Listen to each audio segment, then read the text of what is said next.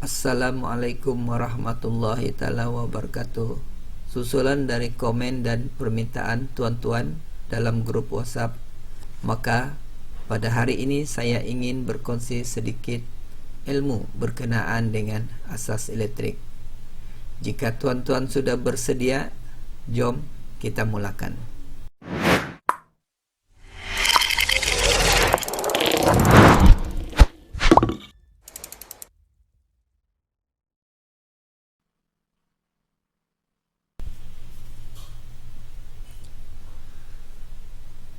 Pada asasnya, liter elektrik terdiri daripada punca boltan, pengalir, suis, dan juga beban.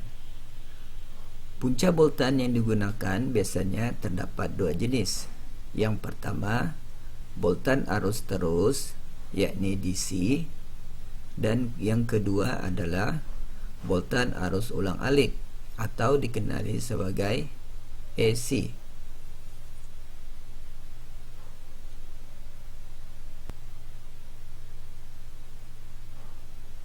Seterusnya, gambar raja yang dipaparkan adalah gambar raja sebuah liter elektrik yang lengkap, di mana kita mempunyai punca boltan daripada bateri, kita mempunyai pengalir, suis, dan juga beban.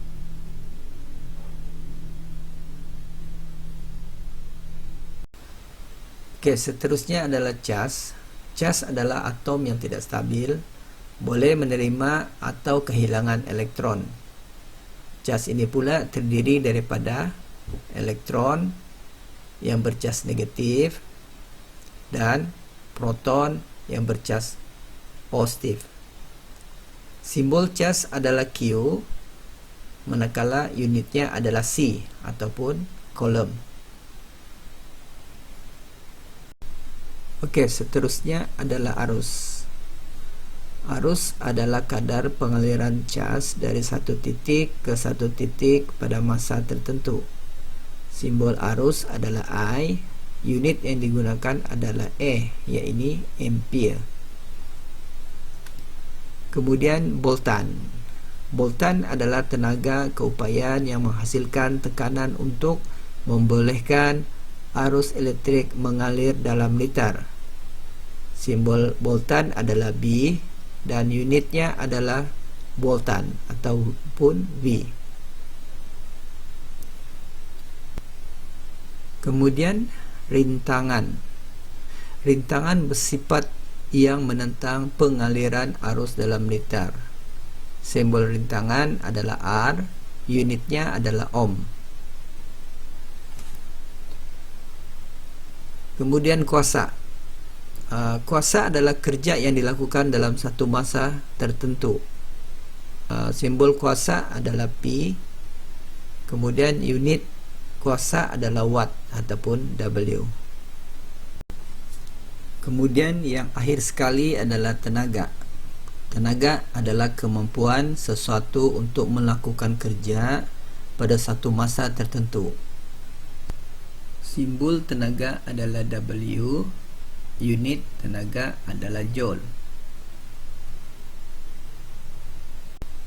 Okey, animasi seterusnya adalah pergerakan elektron di dalam pengalir ataupun di dalam satu liter elektrik yang lengkap.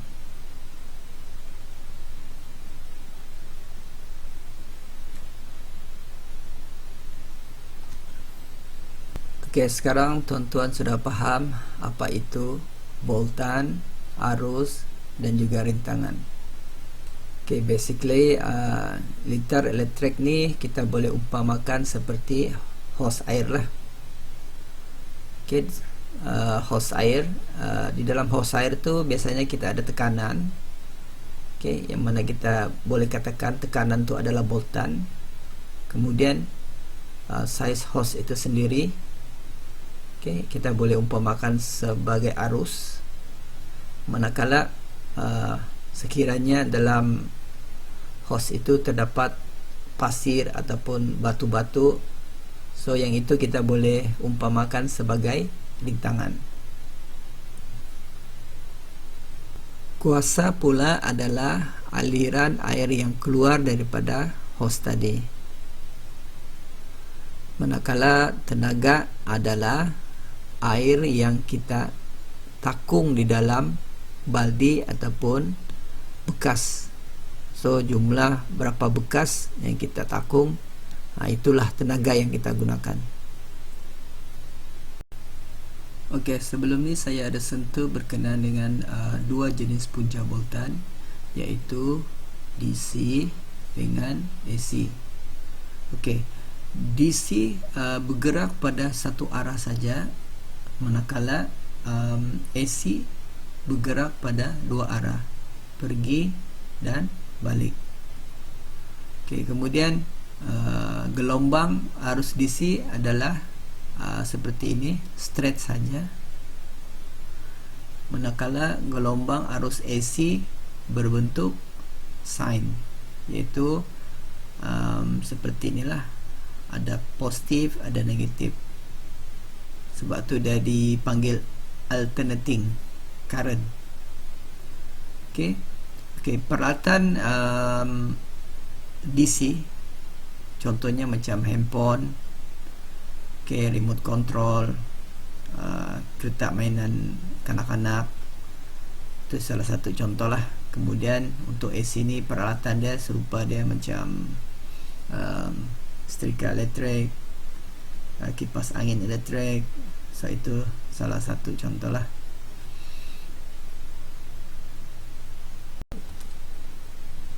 Okey, secara keseluruhannya kita boleh imaginekan ataupun kita boleh bayangkan dalam satu sistem air lah.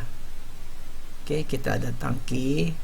Okey, tangki ni kita boleh umpamakan seperti current. Okey, dalam tangki ni, lepas tu turun ke bawah sudah tentu kita mempunyai tekanan, iaitu kita boleh umpamakan boltan, seperti boltan. Kemudian dalam pipe system tu, of course kita ada valve, iaitu resistant.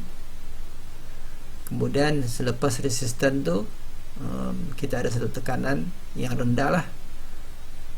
Okay, tekanan ni adalah boltan. Kemudian air yang keluar daripada hose tu adalah power ataupun watt. Okey, ataupun lebih jelas lagi, tuan-tuan boleh tengok gambar raja ni. Okey, tangki atas ni kita kira high potential ni boltan lah. Kemudian arus mengalir ke bawah tu, ke bawah pipe ni, kita boleh umpamakan current flow. Dan di sini kita nampak pipe besar reduce pergi saiz yang kecil.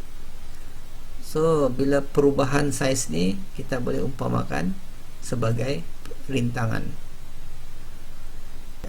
Kemudian flow air tadi akan menolak wheel ni, dan kita boleh anggap ia sebagai kerja lah ataupun tenaga.